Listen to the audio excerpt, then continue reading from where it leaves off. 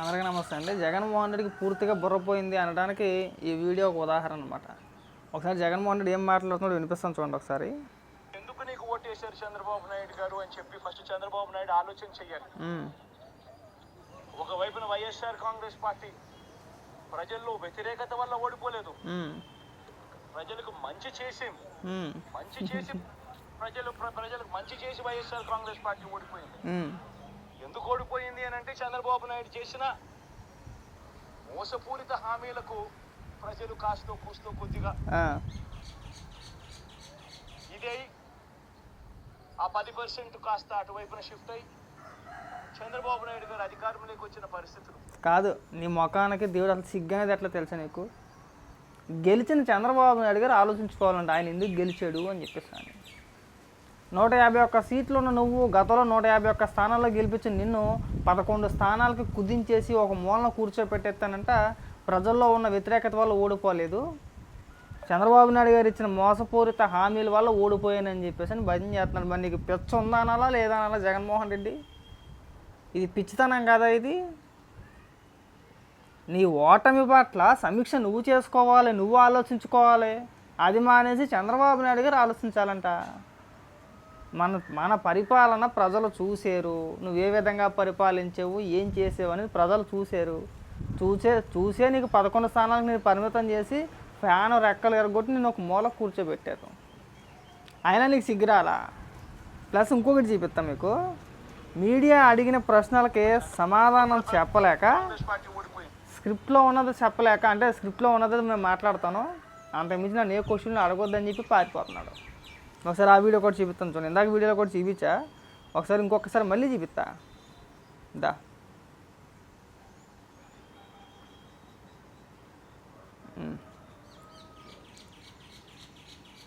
ఇదిగోండి ఆ వీడియో.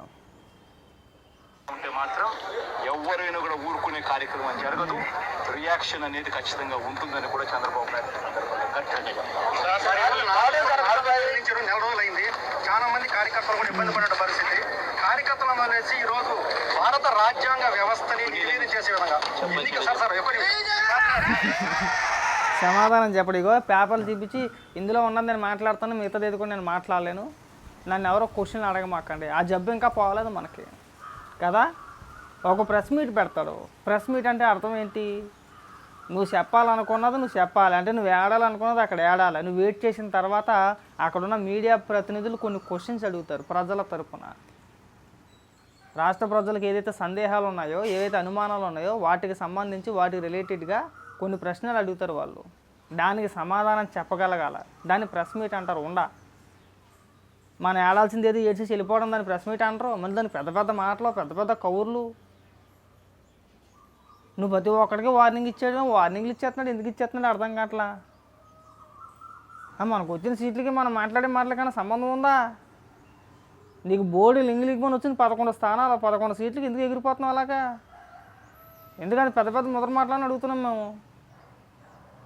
నువ్వు నేర్పిన సంస్కృతే కదా ఇది, నువ్వు అలవాటు చేసిందే కదా, నువ్వు నాటిన ఇత్తే కదా.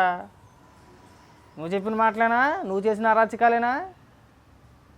పిన్నెల్లి రామకృష్ణారెడ్డి అని సౌమ్యుడు ఆ శుద్ధపోస, ఆయన ఒక శుద్ధపోస, నువ్వు ఒక ఎన్నపోసావు మాకు. నువ్వు వెళ్ళి ఆయనకి మద్దతుగా నిల్చుని ఏకంగా వార్నింగ్లు ఇచ్చేస్తున్నాడు. బయటకు వచ్చేసి మేము ఎరగదీసేస్తాను, నేను పొడి చేస్తాను, పీకేస్తాను, ఇంటికి కూడా పీకలే ఎవడదో కూడా.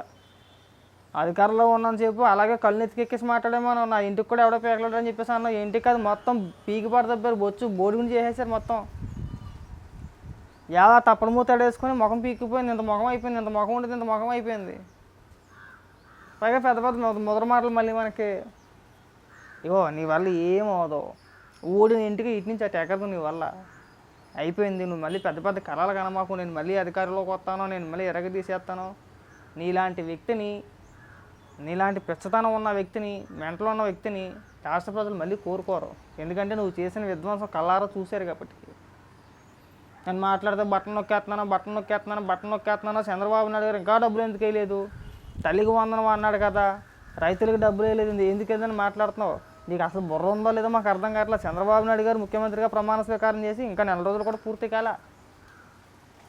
అంతకంటే ముందు నువ్వు చేసిన అరాచకం ఏదైతే ఉందో, నువ్వు చేసిన దోపిడీ ఏదైతే ఉందో వాటిపైన సమీక్ష జరుగుతుందన్నమాట.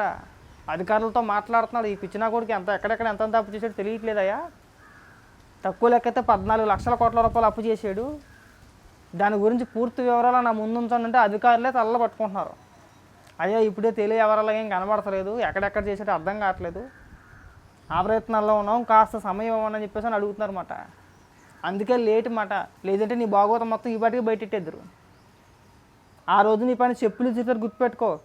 నిజంగా ఇప్పుడున్న వస్తున్న వార్తలకి ఇప్పుడు జరుగుతున్న ప్రచారానికి తగ్గట్టుగా ఏమాత్రం 14 లక్షల కోట్లు 15 లక్షల కోట్ల రూపాయలు అప్పు అంటున్నారో ఆ మాట వాస్తవం అయితే కనుక నువ్వు రోడ్డు మీద తిరిగే పరిస్థితి ఉండదు. అది గుర్తుపెట్టుకో బాగా.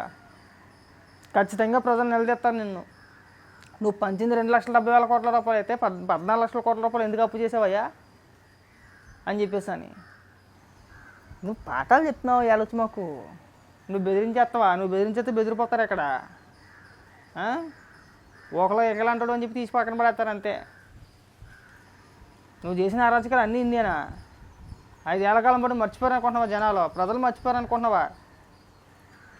ముఖ్యమంత్రి హోదాలో ఉండి నువ్వు ఒక సభ పెట్టుకొని ఏదో ఒక బట్టన్ నొక్కే కార్యక్రమం పెడితే ఒక సభ పెట్టేసుకొని 100 కోట్ల రూపాయలు ఖర్చు పెట్టి ఆ స్టేజ్ మీద సొట్ట చేతులు అడుగుకొని ఇలా కూర్చొని మంత్రుల చేత బుద్ధులు తెట్టించలేదు నువ్వు. చంద్రబాబు నాయుడు గారిని ఉద్దేశించి, పవన్ కళ్యాణ్ గారిని ఉద్దేశించి, అలాగే లోకేష్ గారిని ఉద్దేశించి బూతులు తిట్టలేదా? జోగి రమేష్ చేత, కొడాల నాని చేత, ఆ రోజా చేత ఎన్ని బూతులు తిట్టించావు నువ్వు నేర్పిన పాఠాలు కాదు ఇవన్నీ కూడా. ఆ జోగి రమేష్ని చంద్రబాబు నాయుడు ఇంటి మీద పంపించలేదా? కర్రలో కత్తులు పట్టుకొని వెళ్ళిపోవని చెప్పేసి అని తెలుగుదేశం పార్టీ కార్యాలయాల మీద దాడి చేయించలేదా? ఎంతమంది నాయకుల మీద దాడి చేయించారు మీరు? ఎంతమంది ప్రాణాలు తీసేసుకున్నారు కార్యకర్తలకి?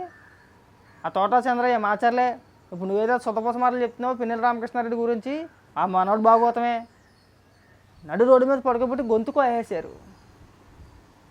పైగా వచ్చి వాళ్ళు వచ్చి పాఠాలు చెప్పి వార్నింగ్లు ఇచ్చేస్తున్నాడు. తప్పు చేసిన ప్రతి ఒక్కడికి శిక్ష పడుతుంది నీతో సహా. నువ్వు ఎగురుతున్నావు. నువ్వు 2029లో నేను మళ్ళీ వస్తానని చెప్పేసి అప్పుడు దాకా నువ్వు బయట ఉంటే గొప్పే. 2029 వరకు నువ్వు చేసిన కేసులు అవినీతిలో లోపలికి వెళ్లకుండా ఉంటే గొప్పే నువ్వు. అది బాగా గుర్తుపెట్టుకో. చాలు ఇంక ఈ సొల్లు పురాణాలు చెప్పమాక, ఈ ఉపన్యాసాలు ఎవరికి ఇవ్వమాక. బయటకు వచ్చి ముందు కార్యకర్తలు చూడు వెళ్ళి. కార్యకర్తలు చచ్చిపోతున్నారు అక్కడ. నీ కార్యకర్తలను ఆదుకునే నాదులు లేడు. పిన్నెల రామకృష్ణారెడ్డి సంగతి తర్వాత ముందు కార్యకర్తలు భరోసా ఇచ్చే కార్యక్రమం చేయి. ఫస్ట్ నీ ఓటమి పని మీరు సమీక్ష చేసుకోండి. నువ్వు ఇంకా అదే భ్రమలో బతికేసావనుకో ఇంకా నేను ఎవడో బాగు చేయలేడు. ఇంకా నువ్వు బాగుపడిపోవాలని చెప్పేసి మేమేం కోరుకోము. నువ్వు నాశనం అయిపోవడమే కావాలా. నువ్వు మళ్ళీ రాష్ట్ర రాజకీయాల్లో కనబడకూడదు. రాష్ట్రానికి పట్టిన పీడగాడివి నువ్వు. అది ఇద్దరు వదిలితేనే కానీ రాష్ట్రం బాగుపడదు. నువ్వు ఇంకా అనుకుంటున్నావేమో ప్రజలు మళ్ళీ మనల్ని నమ్ముతారని చెప్పేసి ఆ అవకాశం ఉండదు నీకు. ఇప్పుడు ఏదో పెద్ద పెద్ద మాటలు మాట్లాడుతున్నావు. 2 రోజులు పోతే ఆ మాటలు కూడా మాట్లాడవు నువ్వు. అప్పుడే అయిపోయింది అనుకుంటున్నావా? ఇది ఒక పిన్నెల రామకృష్ణారెడ్డి తోటి అప్పుడే అయిపోయింది అనుకుంటున్నావా? అప్పుడే పెద్ద పెద్ద మాటలు మాట్లాడుతున్నావు. ఇంకా నీ వంతు ఉందో కొడంలానే ఉన్నాడు, రోజా ఉన్నది, అంబటి రాంబాబు ఉన్నాడు, ఇంకా చాలామంది ఉన్నారు. ముఖ్యంగా నీ వంతే. నీ వంతు వచ్చినందుకు ఒక్కెట్టి ఏడ్చేస్తావేమో. మళ్ళీ పిల్లలు అందరూ రోడ్డు మీదకి వచ్చేస్తారేమో. అప్పుడు జైలు ముందు కూర్చొని వేస్తారేమో. ఇంకా నువ్వు చేసిన అవినీతి చిట్టా తెలుసుకుంటుంటేనే బయలు గమ్ముతున్నాయి కళ్ళు. ఇక్కడ గూస్ బంప్స్ వస్తున్నాయి అన్నమాట. అమ్మ జీవితం ముఖ్యమంత్రి హోదాలో ఉండి 1,000 కోట్ల రూపాయలు నొక్కేసాడు అని చెప్పేసి అని. అరే పొద్దున్న నువ్వు దానికి సమాధానం చెప్పాలి. దానికి రెడీగా ఉండు నువ్వు ముందు. అప్పుడు ఏడుపులు మొదలు పెట్టాడు. ముందుగా ప్లానింగ్ మాట. చంద్రబాబు నాయుడు గారు మా పైన కక్ష సాధింపు చర్యలు చేస్తున్నారని చెప్పేసి ముందు ప్లానింగ్ మాట. నీకు తెలియదు మాకు తెలిసింది. ఇంకా అన్నీ మూసుకుని ఉంటే బాగుంటుంది. ఈ పెద్ద పెద్ద ఉపన్యాసాలు పాఠాలు మాకు చెప్పమాక.